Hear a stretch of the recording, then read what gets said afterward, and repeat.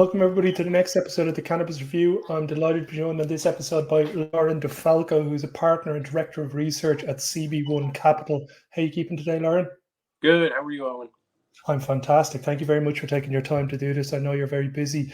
Do you maybe want to give everybody, I think we'll start off with your story because you've got a pretty interesting story in your background with cannabis, and tell everybody how you came to be in the industry.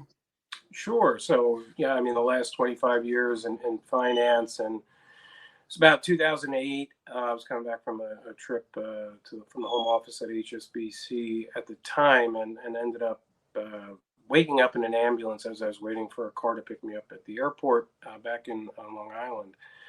And basically was told that I had a massive seizure, and my neurologist, who I went to go see after that, told me that I had to start taking these medications or I would no longer be allowed to drive. So I started to take them and ended up stacking myself up on a host of other meds to deal with the side effects of these seizure meds. And it was just a decline in cognitive abilities.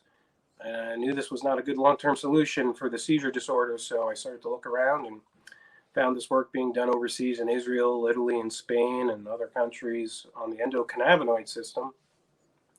And I took a lot of the data, especially in regards to diet, and applied it to myself, copious amounts of cannabinoids. And a year later, I had another EEG with my neurologist, and she said there was no more seizure activity. And a light bulb kind of went off, like, wow, this actually works. And from that point on, I strove to find out as much as I could about what this endocannabinoid system was and the opportunity. Okay, incredible. Can you maybe explain to everybody what CB1 Capital is, and what your exact tactics in this industry are? Sure. So we're a long short hedge fund. We also have a sister arm that is advisory for a whole bunch of private and public companies, but focused on cannabinoids. The name CB1 is the first cannabinoid receptor that was discovered in the mid-90s. And so the idea with GW Pharmaceuticals as the first successful ideation of this with their Epidiolex was to find companies going through drug development through the FDA or EMA and targeting the endocannabinoid system, as well as other parts of receptors in the body that cannabinoids seem to bind to. Okay, very good. Next topic I wanted to jump onto is opportunities in medical cannabis. Do you think the industry at the moment, we obviously know Canada and America have got a head start when it comes to the cultivation and the recreational side of the industry, whereas Europe seems to have laid out a more medical focused industry. Do you think Europe is going to have an advantage when it comes to the creation of these new drugs and targeting receptors and the creation of pharmaceutical grade companies in this industry? I'm not sure if they're going to have an advantage as much as it just opens up more opportunities for investment. The U.S. has a hybrid model in a sense that the state programs are medical. They're all different in every state. And then there's drug development through the FDA, such as GW Pharmaceuticals with Epidiolex. So, two distinct markets. In the near term, the medical program, especially in Europe, should start to really grow. And the longer tail, because of the amount of time involved, is the drug development. And that's what we foresee being the larger market as time goes on, but it will take time to get these drugs into the clinic and through an approval process. And when it comes to the ingredient side of this industry, do you think the biotechnology companies that are using fermentation engineering and bioprocessing to be able to deliver these molecules on scale that might only be available at a minute percentage when it comes to the actual plant material, do you think they're the future of the medical side of the industry? Yes, we believe that anything that's cheaper, more consistent, and the purity levels that you'll get relative to organic farming, lends to the idea that those, especially for the minor cannabinoids, should be the preferred vehicle for research, retail opportunities as well. Consistent supply chain with purity, is very important. So depending on how successful the scaling up of some of these miners, which we've seen some companies not execute on, there are a couple left that have, we believe, And so if they're successful with some of these minors, that should be the go-to for many purposes due to the cost. And what makes a good investment opportunity for you guys? What are there a couple of key principles? The management team, potential for IP. We can do like Danaher Systems do, where we come in and we can implement our business methods onto this company and increase the value of it. Is there a specific strategy, or is there a no one size fits all for this industry at the moment? Yeah, I mean, ideally, you'd like, management is always key to understand who the operators are to drive the vision forward. But there's, I would say, looking at the moat of the operators is very important. Understanding their advantages there from an IP perspective or anything else, those are key differentiators. The size of the available market. Are you actually solving a problem that exists, or are you just trying to duplicate some other process out there? So ideally, looking at management, understanding the moat, looking at the opportunity, those are all very key factors. But especially in a startup, it always comes back to the management. So when it comes to making investments for you guys, being a data gatherer of sorts and understanding the nuances of policy around the world would be a very advantageous thing to spot the best opportunities coming for you guys. Would that be correct?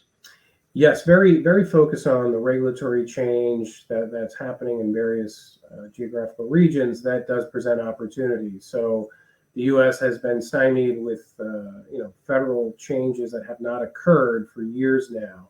And how that will drive the industry is a key factor into how we look at the investing opportunity. So looking at journals, for the drug development side, there's been some new a couple of cannabinoid focused journals that are doing a lot of the showing a lot of the preclinical work being done that will help to guide drug development in terms of the right avenues. So yeah, research is always key. There's a ton of information out there, and it's increasing the amount of information that's being driven through the research being done through preclinical processes. Do you think the real value is in the pharma companies or the biotech companies being able to get access to these molecules and then blend them and mix them together to create their own formulations for various of different ailments? Is that the big money shot when it comes to this side of the industry? And if it is, when it comes to the IP side of things, do you think it's most advantageous to get the IP as quickly as you can, or to keep the process that you've created to yourself for as long as you can? What's the most advantageous route? Yeah, so trade secrets versus patents, it really depends. If you're talking about retail type operations, sometimes those trade secrets are better off kept. But if you're looking at drug development, you're going to have a patent behind the products you're bringing to market, unless you're going through an orphan indication or something of that nature. So yeah, IP on cannabinoids, the combination for different indications, the combination of cannabinoids, we believe that is where things are headed.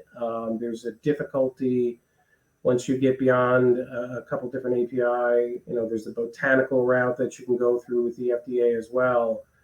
So we do believe that once they understand what's really driving the entourage effect, as they say, for therapeutic benefit, and we can identify the specific compounds and the specific mechanism of action, that by isolating those compounds and putting them together, that should be the path forward for a lot of these companies for drug development. But there's also enzyme inhibition and catabolization that other companies have looked at. Jazz Pharmaceuticals has a FA inhibitor for PTSD that reads a phase 2 out late fall, early winter this year. And that is not a cannabinoid. It's a enzyme inhibitor, but it targets endocannabinoids within the body. So definitely different ways of targeting the system. We saw Novo Nordisk the other day purchase a Canadian cannabinoid-focused drug development company for about $1 billion as they're going into a phase 2 for obesity. So that's interesting. It's early innings, I'll say, and the development should keep ratcheting up higher as more research is done. The last topic I wanted to talk to before I let you go was endocannabinoid targeted drugs. Can you maybe give everybody an overview? What are the steps that are going to be involved for a company to create an endocannabinoid targeted drug? Is it product development, orphan drug trial, clinical trial, or are there multiple steps in between? Well, I mean, you have to identify the target, the indication with the compound as well through various processes. Once you've identified the right compound and indication, you have to go through all the preclinical work, unless you're going to use a compound that's already gone through that for the 505B. So, preclinical work, animal studies, IND, entering the clinic is the normal process. That's typically how most of these work. When it comes to the US industry, how likely are we to see federal legalization in the next 12 months, or is this just an ongoing point of annoyance for everybody over there? Legalization will take probably years. There are other steps along the way. There's the banking bill, the SAFE Act, as they call it, which is supposed to come back up for committee September of this year. There's also rescheduling that's in motion behind the scenes, and the timing of that rescheduling is hard to know. Some point between the end of this year and the end of next year is the assumption that people have. And if we get a rescheduling down to a Schedule 3 or lower, it allows an opportunity for retail.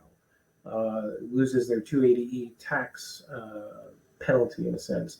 For drug development, there's not too much difference. There was a bill that was put forth, I think, last fall that tried to, or some people thought was going to open up the pathway for cannabinoid drug development.